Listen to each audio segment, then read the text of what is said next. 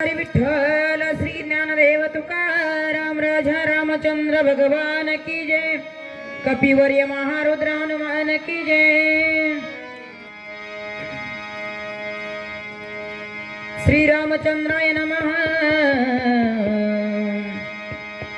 वृक्ष रोविले जैसे असती तैसे हात पाये दिसते भिंगुळवणी शरीराकृती देखता भीती यम काळ। कथा द्रव्यनी संगम देव भक्तानी नाम। कथेचं अनुसंधान ऐका। काळ निमित्त वर्णन शांतीप्रमाण आत्माबाबा या ठिकाणी करतात। काळ नेहमी किती गोरा होता, कलर पकड अमराचा भाऊ सकाळी एवढा गोरा होता। त्याला 4 तोंड होते, 8 दाढा होत्या आणि त्याला पाहिल्याच्या नंतर येम काळ सुद्धा भीत होते। एवढा अकराळ विकराळ रूप काळनिमित्त होतं आणि या काळनिमित्त वर्णन नाथबाबा या ठिकाणी आपल्याला सांगतात। अति भयानक शरीर त्या प्रार्थी दशशिर तू जाऊन या सत्वर पर्वतेंद्र टाकावा। काय कमी होता राजा रावणाला अते भास्वर शरीरा त्याचे प्रार्थी दशशिरा। राजा रावणाला विनंती करतोय, अरे वखत पडे का बाका तो गद्दे का बोले काका। ही अवस्था राजा रावणाची झाली, काही कमी नव्हतं, पण काळनेमीच्या पाया पडायची वेळ एका वाईट वासनेमुळं राजा रावणावर आले। लबनादी सकळ समुद्र कुशदीप समग्र लंगोनिया शिरसागर समुद्र पर्वतेंद्र ठाकावा। त्यावेळेला आता सांगायला सुरुवात केलं, आतापर्यंत जेवढं मारुद्राला सांगितलं कसं कसं जायचं काय काय नाही, तेवढं तर राजा रावण माहिती कोणाला। अरे काय निवेला देतोय, एवढ्या लांब जायचंय, त्या पर्वतावर जाऊन काय काय करायचंय सांगतो म्हणजे ऐका। तुझ नभो वेगे गमन म्हणून आलो तुझ शरण। तिथे गेला कपिनंदन त्यासी विघ्न करावे। राजा रावण बोलतोय, तुझा नभो वेगे गमना, तुला नभो वेगानं जायचं, अंतराळातून तुला गमन करता येतं म्हणून तुझा आलो मी शरण। म्हणून तुला मी शरण आलेलो आहे। त्या ठिकाणी जायचं, पर्वतावर जायचं, कसं राहायचंय सांगतो म्हणजे ऐका। काळ नेमी विनंती ऐक लक्ष्मणा भेदली शक्ती उदया येत गवस्ती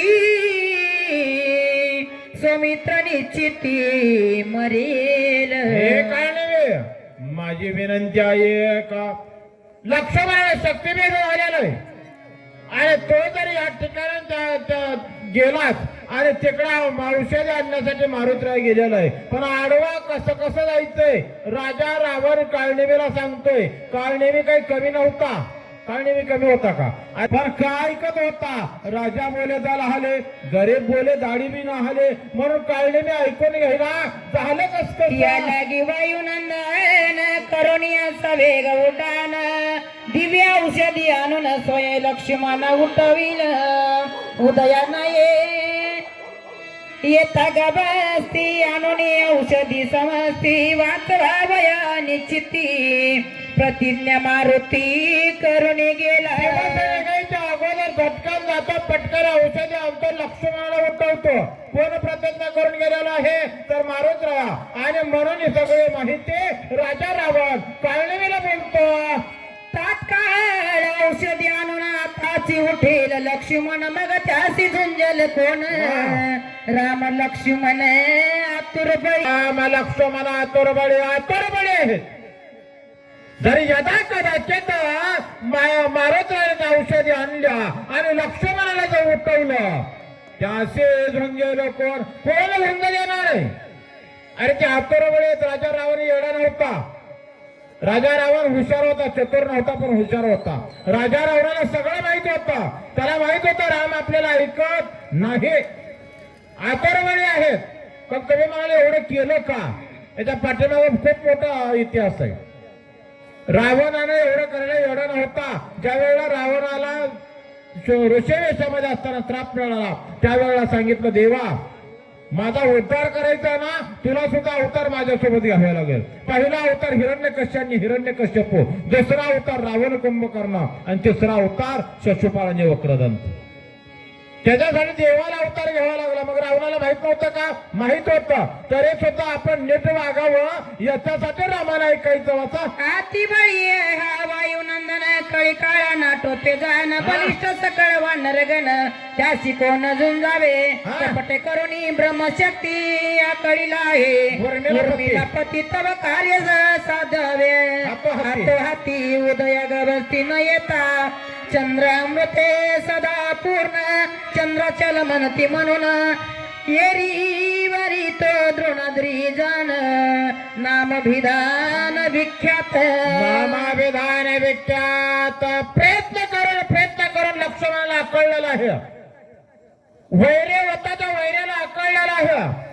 तरी तो आता कार्य हात करायचंय, चटकन उठायचं, विचार करायचा नाही, त्या ठिकाणी जायचं, मारुत्राला विघ्न करायचं. त्या ठिकाणी औषधी आहे. येरेवे असताना द्रोणांचल पर्वत आहे असं म्हणतात, पण त्याला चंद्राचल एक दुसरं नाव आहे. सगळे माहिती राजा रावण देतो. रुपाली चंद्रामृत अमृत संजीवनी त्यासी म्हणत औषधी ऐशानंत पर्वती समस्त वर्तती. पर्वताला आता चंद्राचल काय म्हणतात? रुपाली चंद्रामृत. चंद्रामृत नावाची संजीवनी त्या पर्वतावर आहे म्हणून त्याला चंद्राचल नावाच्या पर्वताला नाव मिळालेलं आहे.